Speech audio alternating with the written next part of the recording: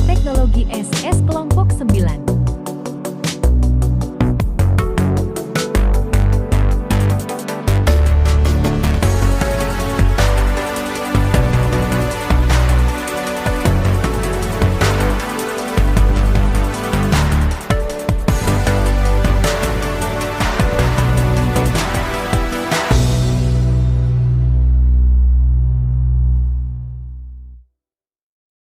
Hari ini kelompok yang menyajikan memicu diskusi Medical Biotechnology kelompok 9. Dipersilakan nanti kita simak bersama, kita respon bersama, kita tanggapi. Kalau ada yang kurang jelas kita diskusi seperti biasanya. Karena Medical Biotechnology ini sangat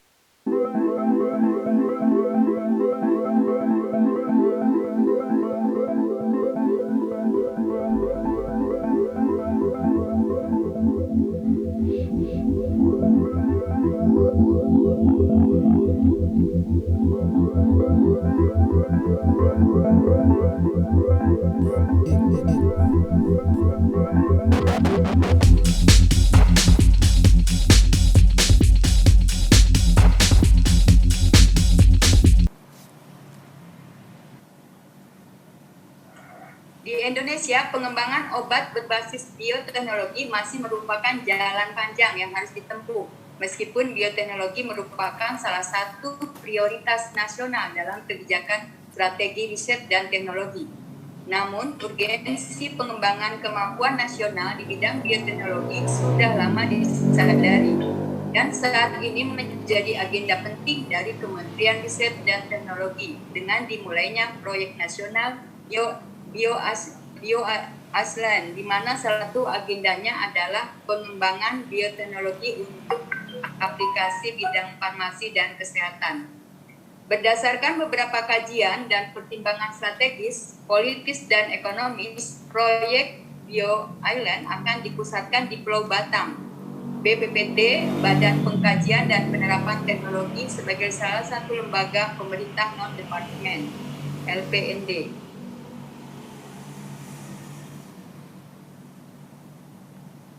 Yang pertama, antibodi monoklonal. Antibodi monoklonal dapat dihasilkan dengan teknik hibridoma. Sel hibridoma merupakan fusi sel dan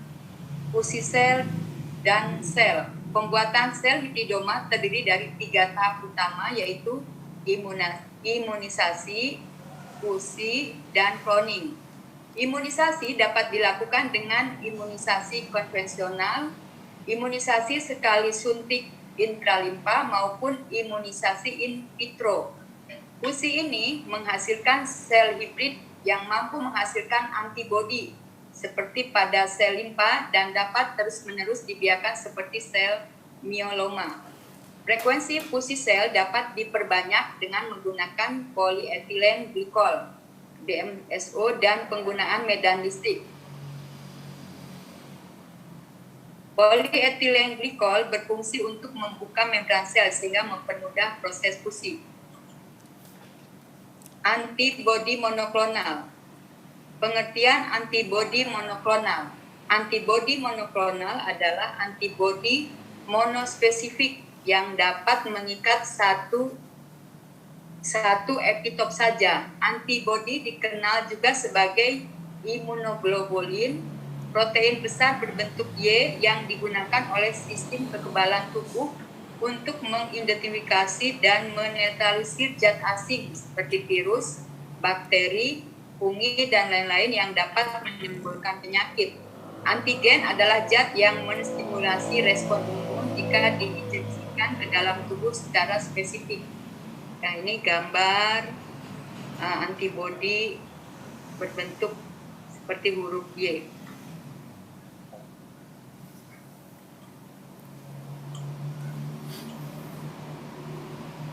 Langkah-langkah pembuatan antibodi monoklonal.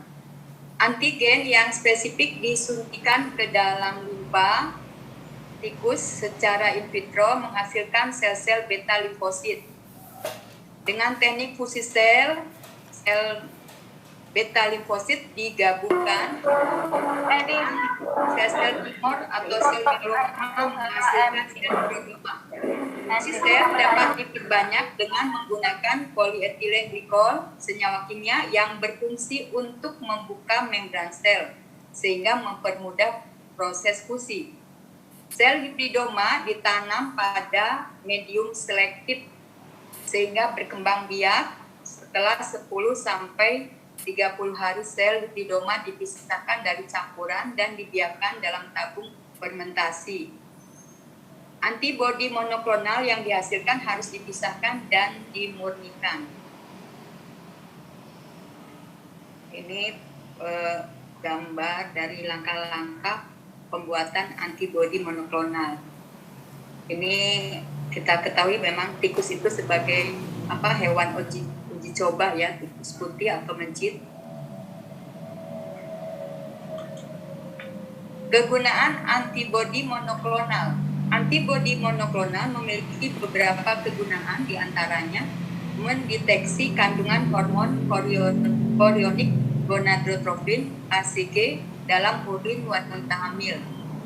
Yang kedua, mengikat racun dan menonaktifkannya. Contohnya racun tetanus dan kelebihan obat digosin dapat dinonaktifkan oleh antibodi ini. Yang ketiga, mencegah penolakan jaringan terhadap sel hasil transplantasi jaringan lain. Pengertian antibodi. Pengertian antibiotika. Antibiotika adalah senyawa kimia yang dihasilkan oleh mikroorganisme. Senyawa ini mampu membunuh atau menghambat pertumbuhan mikroorganisme lain.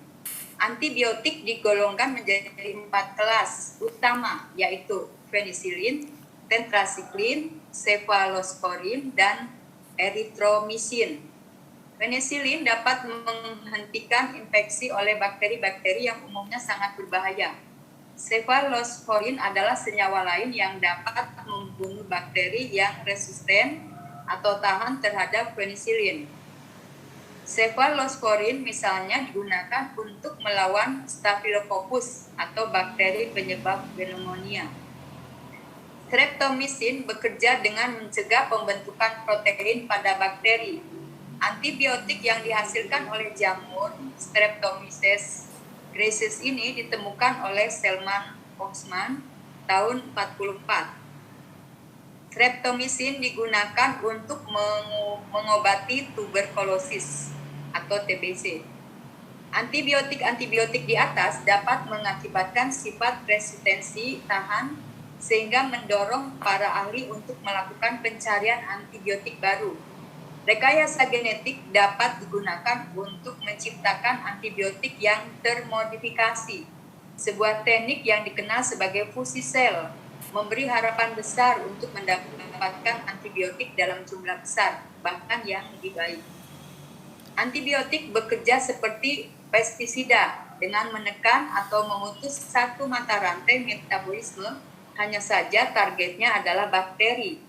Antibiotika berbeda dengan desinfektan karena cara kerjanya. Desinfektan membunuh kuman dengan menciptakan lingkungan yang tidak wajar bagi kuman untuk hidup. Macam-macam antibiotika. Yang pertama, antibiotika dapat digolongkan berdasarkan sasaran kerja senyawa tersebut dan susunan kimiawinya, yaitu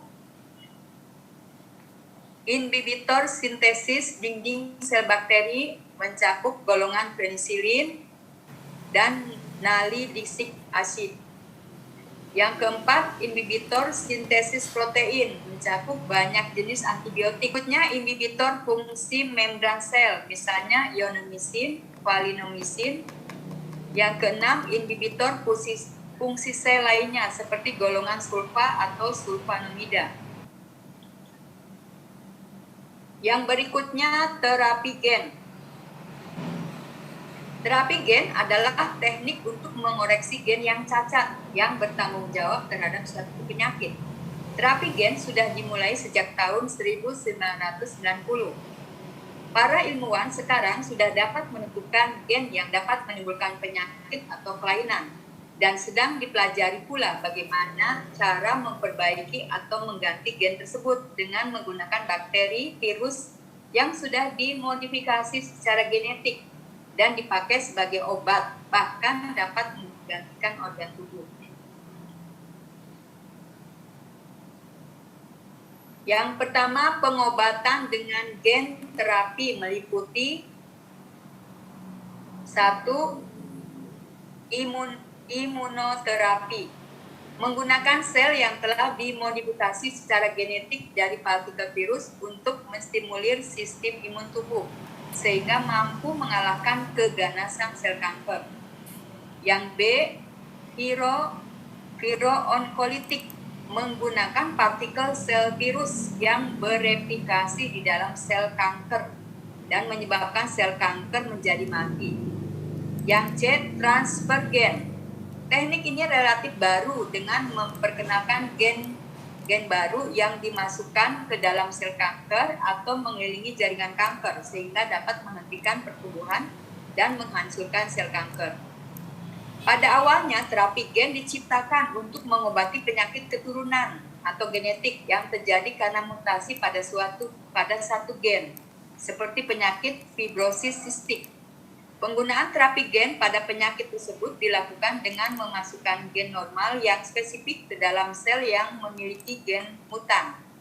Terapi gen kemudian berkembang untuk mengobati penyakit yang terjadi karena mutasi di banyak gen, seperti kanker. Cara kerja terapi gen. Dalam terapi gen diperlukan satu molekul yang berfungsi sebagai karier, disebut vektor. Vektor inilah yang membawa gen atau DNA yang normal ke sel target pasien. Dan yang biasa dipakai sebagai vektor adalah virus yang telah diubah secara genetik. Beberapa cara kerja terapi gen untuk pengobatan kanker sebagai berikut. 1. Memasukkan gen sehat pada sel yang memiliki gen cacat atau tidak lengkap. Contohnya, sel sehat memiliki gen penekan tumor.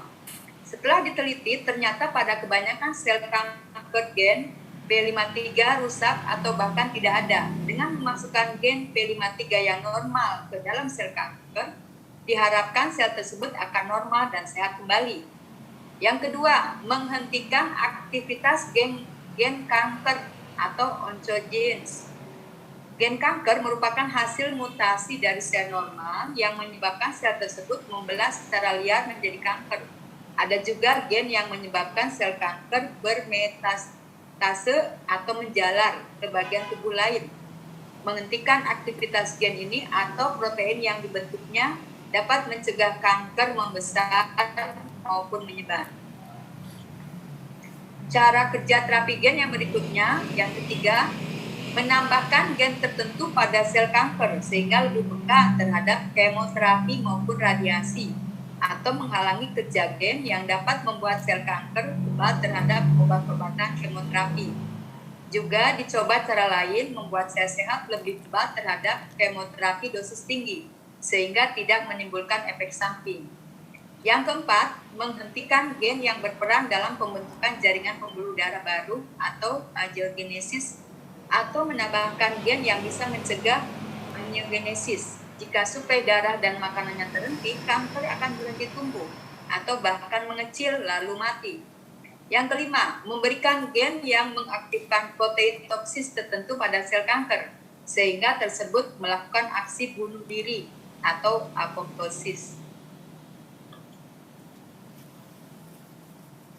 Mungkin bisa dilanjutkan dengan Mbak Luli atau Bu Atika, silakan.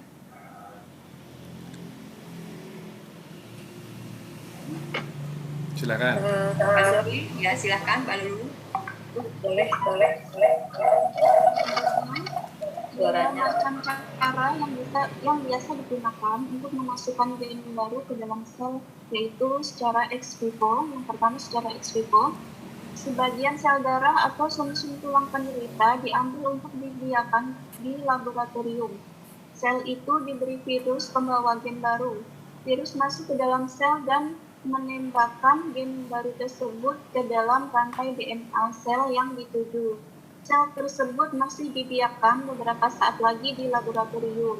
Setelah gen benar-benar menyatu dengan selnya, kemudian sel tersebut dikembalikan ke dalam tubuh penderita dengan cara disuntikkan ke dalam pembuluh darah. Ini adalah gambar terapi gen secara in vivo. Lanjut. Yang kedua yaitu secara in vivo, virus pembawa gen disuntikan ke dalam tubuh penderita. Virus yang telah diprogram tersebut akan mencari dan menyerang sel yang dituju, yaitu kanker, dengan cara menembakkan gen baru yang dibawanya ke dalam sel. Peran virus ini kadang digantikan oleh liposom atau plasmid sebagai vektor buatan. Di sini prosesnya yaitu isolasi sel dari pasien dengan kerusakan gen, kemudian menumbuhkan sel hasil isolasi pada media tertentu, kemudian sel retrovirus, kemudian pembentukan RNA rekombinan dengan bentuk gen normal, kemudian produksi DNA dari RNA rekombinan virus dengan bantuan enzim reverse transkriptase, kemudian translasi di sitoplasma menghasilkan protein yang normal, kemudian menghasilkan sel yang telah tertransfeksi atau diperbaiki. Kemudian seleksi dan uji sel yang telah diperbaiki ditumbuhkan hingga 100 miliar sel, kemudian infusi sel rekombinan ke tubuh pasien.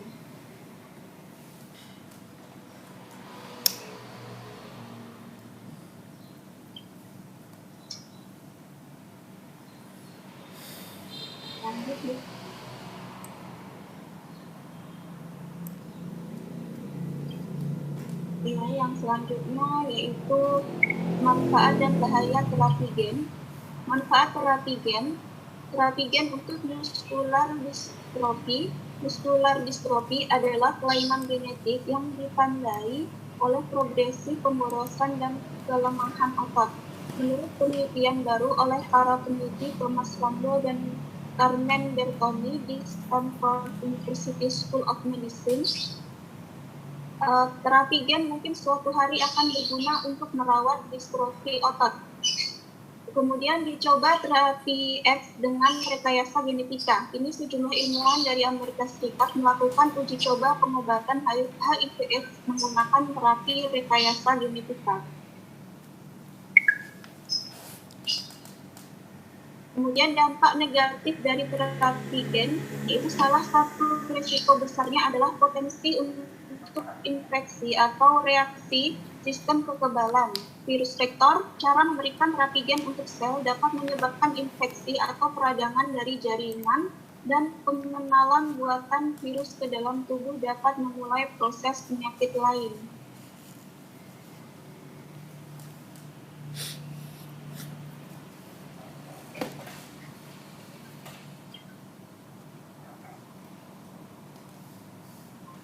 Lanjut, Bu.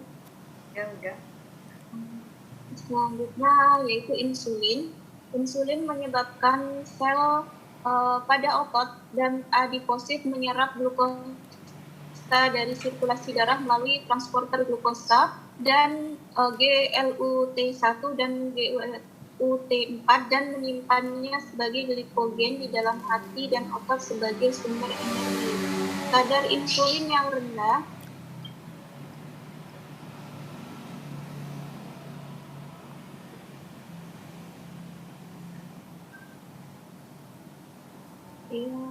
kadar insulin yang rendah akan mengurangi penyerapan glukosa dan tubuh akan mulai menggunakan lemak sebagai sumber energi. Insulin digunakan dalam pengobatan beberapa jenis diabetes mellitus. Kemudian, saat ini banyak sekali orang yang menderita penyakit kencing manis atau diabetes mellitus. Penderita diabetes ini akan mengalami kekurangan hormon insulin. Para ilmuwan telah berhasil mengatasi penyakit ini dengan cara gen penghasil insulin manusia diambil dari DNA sel manusia. yaitu dengan memotong DNA sel manusia dengan menggunakan enzim pemotong atau enzim retriksi. Gen yang menghasilkan insulin ini akan disambungkan pada plasmid bakteri Escherichia coli dengan menggunakan enzim ligase. Hasil sambungan ini kemudian dimasukkan ke dalam sel bakteri Escherichia coli sehingga bakteri tersebut sudah mengandung gen insulin manusia. Spesies ini dipelihara dalam tempat yang khusus untuk dikembangbiakan dengan tujuan agar dapat memproduksi insulin manusia. Rekombinasi gen dalam pembuatan insulin ini memiliki keunggulan, yaitu insulin yang dihasilkan lebih murni karena mengandung protein manusia, sehingga insulin ini bisa diterima oleh tubuh manusia. Biaya lebih murah dibandingkan dengan pembuatan insulin menggunakan gen pankreas hewan. Prosesnya dapat dihentikan sampai kapanpun karena bakteri dapat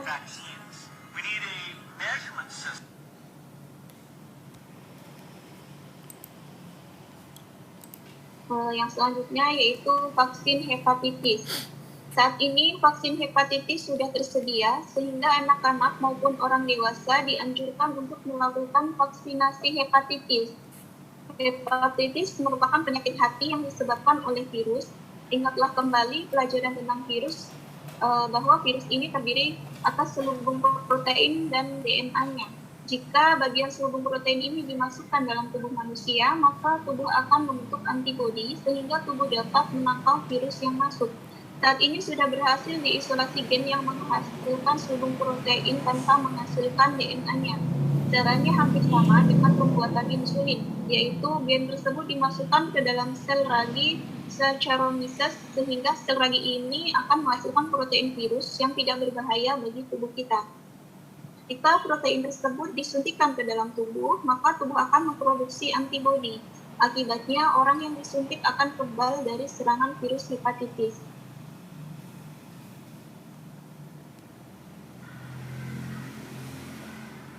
Kemudian magnetic resonance imaging.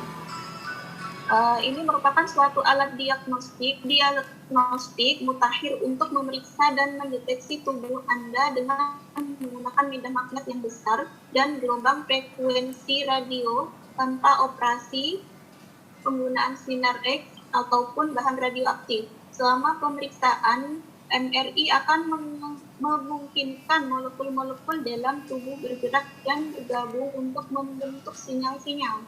Sinyal ini akan ditangkap oleh antena dan dikirimkan ke komputer untuk diproses dan ditampilkan di layar monitor sehingga menjadi sebuah gambaran yang jelas dari struktur rongga tubuh bagian dalam. Adapun manfaat dari MRI ini yaitu menciptakan gambar yang dapat menunjukkan perbedaan sangat jelas dan lebih sensitif untuk menilai anatomi jaringan lunak dalam tubuh, terutama otak, sumsum tulang belakang, sumsum syaraf, dibandingkan dengan pemeriksaan X-ray biasa mampu CT scan. Pada umumnya struktur tulang akan dapat lebih diteliti dengan lebih baik dengan CT scan daripada MRI. Prosedur MRI ini tidak menimbulkan sakit, kerusakan jaringan, dan sebagainya. Namun karena berada di medan magnet yang besar, pada saat pemeriksaan berlangsung akan dapat menarik benda-benda yang bersifat logam. Adapun keunggulan dalam MRI ini yaitu berbanding peralatan lain ialah gambar yang dihasilkannya lebih jelas serta dapat dilihat dari berbagai sisi tanpa melibatkan penggunaan radiasi, memberikan hasil tanpa perlu mereposisi pasien. Adapun mekanisme pemeriksaan MRI ini dilakukan di ruangan khusus dan pasien akan diminta oleh staf radiologi untuk berbaring di dalam meja pemeriksaan. Selanjutnya, dipasang penutup telinga untuk mengurangi bunyi mesin yang tidak diinginkan. Beberapa jenis suara akan terdengar dari mesin selama pemeriksaan berlangsung. Hal penting yang harus dilakukan oleh pasien adalah berbaring dengan tenang dan rileks. Pemeriksaan MRI ini biasanya berlangsung antara 20-60 menit tergantung dari bagian tubuh yang mana yang akan diperiksa. Mungkin selanjutnya bisa dilanjutkan Bu Atika.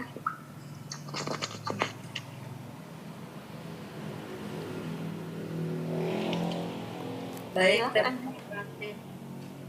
Bismillahirrahmanirrahim. A. Vaksin DNA.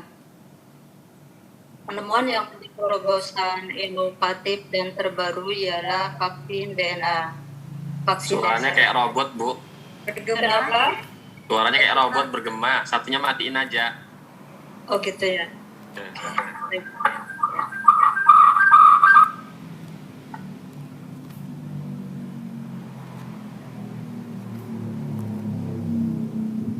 Alah di Bentar ya. Bu, udah dengar, Bu. Satu aja udah bener.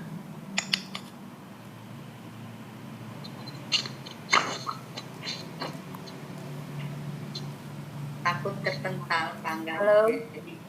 Ya, udah. Kedengeran nggak? Iya, udah. Dengar, Bu, jelas. DNA dari suatu virus, misalnya virus H1N1, dianalisis gen mana yang menyebabkan penyakit, kemudian diambil proteinnya dan dikonstruk dengan plasmid bakteri. Vaksin DNA ini harus melewati serangkaian tahap pengujian laboratorium.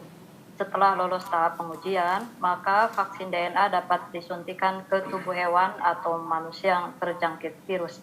Setelah penyuntikan vaksin, vektor plasmid akan masuk ke dalam sel-sel tubuh. Kehadiran protein asing itu akan memungkinkan sistem kekebalan tubuh untuk mengenali bila mana ada sesuatu yang salah. Sistem kekebalan tubuh kita akan merespon vaksin DNA tersebut dengan dua cara, yakni membunuh langsung virus dan mengenali virus, dikenal sebagai sel B memory, di mana sel tersebut menyimpan memori terkait ciri-ciri virus yang dapat melawan virus di kemudian hari.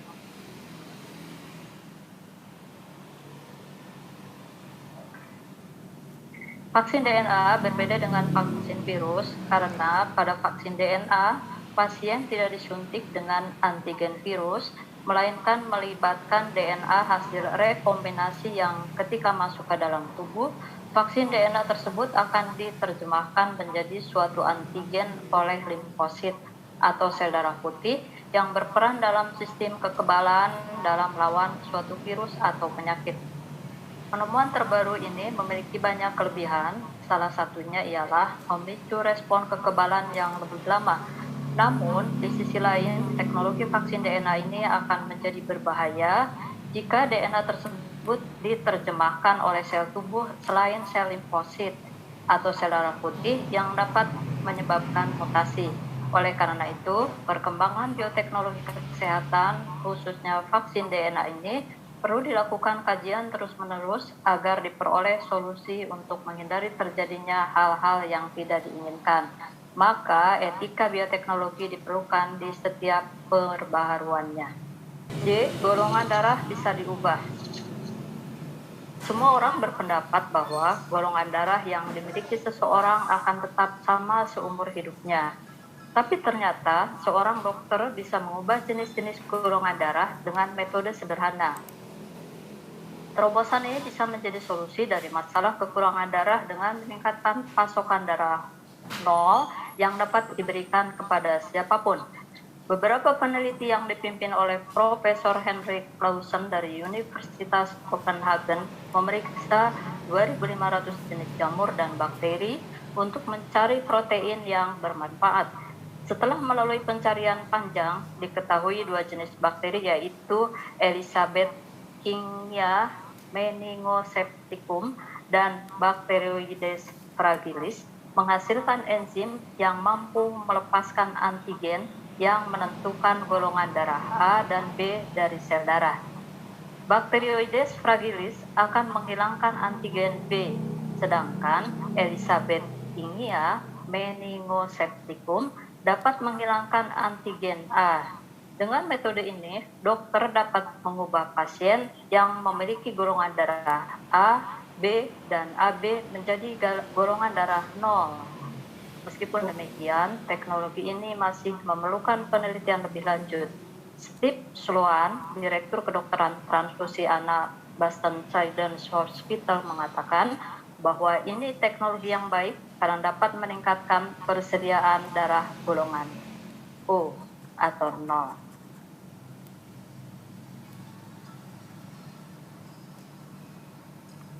semua orang berpendapat bahwa lanjut ya. Tapi pengubahan golongan darah Ya, ini dulu. yang ini ya, Ya, ini dulu. semua orang berpendapat bahwa golongan darah yang dimiliki seseorang akan tetap sama seumur hidupnya. Ini Iya, udah deh. terus. Belum. Udah deh ini Ya. kayaknya double. Tapi pengubahan golongan darah tidak sederhana yang dibayangkan.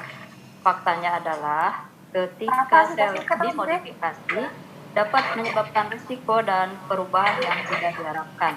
Selain itu, ada 9 penemuan terbaru peneliti Indonesia dari Universitas Gadjah Mada Yogyakarta di bidang farmasi dan teknologi kesehatan Itu yang diproduksi pada tahun 2013. 9 penemuan tersebut adalah bone filler, bahan pengis polar, tulang, gamma hip, penyambung tulang, pangkal paha, bone gamaca, cangkok tulang, anti kolesterol ekstrak sambung nyawa, anti diabetes, pengembangan new entity analgetik, termasuk turunan anti-inflamasi dan imunomodulator, nanoteknologi, uji toksisitas babe, serta pembawa vaksin dan stem cell gamaca.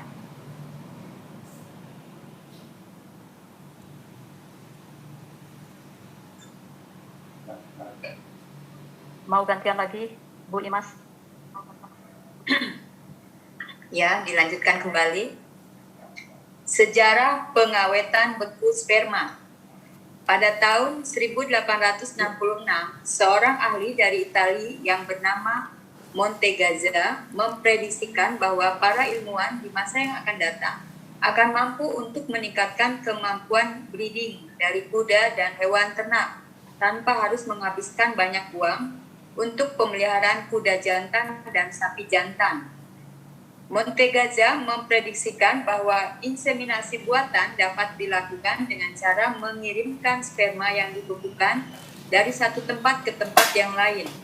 Apabila sperma dapat dibekukan, maka akan mungkin bagi seorang prajurit yang meninggal dalam medan perang agar istri yang ditinggalkannya memiliki anak dari suaminya tersebut, bahkan lama setelah suaminya meninggal.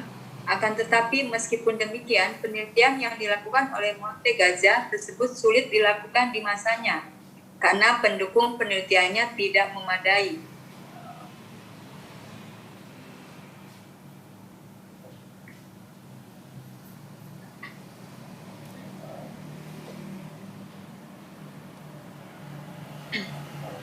Yang pertama, mendukung program inseminasi buatan. Yang kedua, membantu para wanita yang ingin hamil tanpa melakukan intercourse dengan pasangannya atau bahkan tidak memiliki pasangan sama sekali. Sebagai mendukung mata pencarian bagi para wanita yang bersedia menyewakan rahimnya bagi pasangan yang pihak wanitanya tidak dapat atau tidak ingin mengandung.